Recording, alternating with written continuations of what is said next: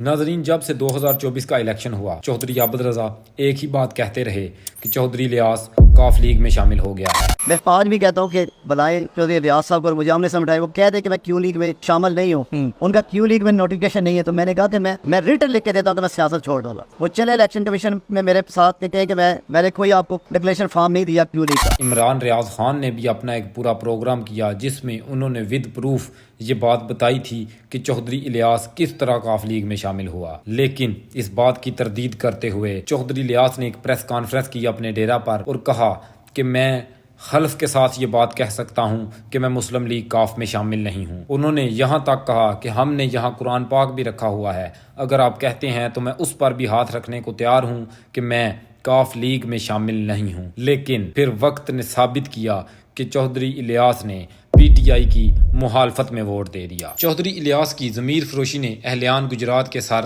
شرم سے جھکا دیے۔ بکنا ہی تھا تو قیمت تو اچھی لگوا لیتے۔ یہ این62 کے باشعور ووٹرز کی توہین ہے۔ یہ فیصلہ چودھری محمد الیاس کے سیاسی تابوت میں آخری کیل ثابت ہوگا۔ ان خیالات کا اظہار ایم پی اے چودھری شاہد رضا نے اپنے بیان میں کیا۔ ان کا کہنا تھا کہ چودھری محمد الیاس نے ترمیم کے حق میں ووٹ دے کر حلقہ این62 کے باشعور ووٹرز کی توہین کی ہے۔ ان کی اس شرمناک حرکت نے اہلیان گجرات کے سر شرم سے جھکا دیے ہیں۔ چودھری محمد الیاس نے بکنا ہی تھا تو قیمت تو اچھی وصول کر لیتے۔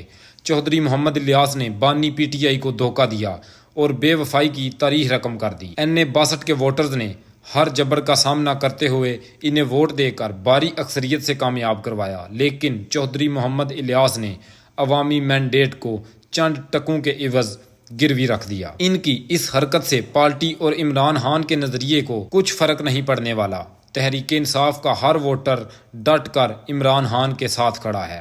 چودھری محمد الیاس نے اپنے سیاسی تابوت میں آخری کیل ٹھونک دیا۔ آئندہ وہ بھول جائیں کہ عوام کا سامنا کر پائیں گے۔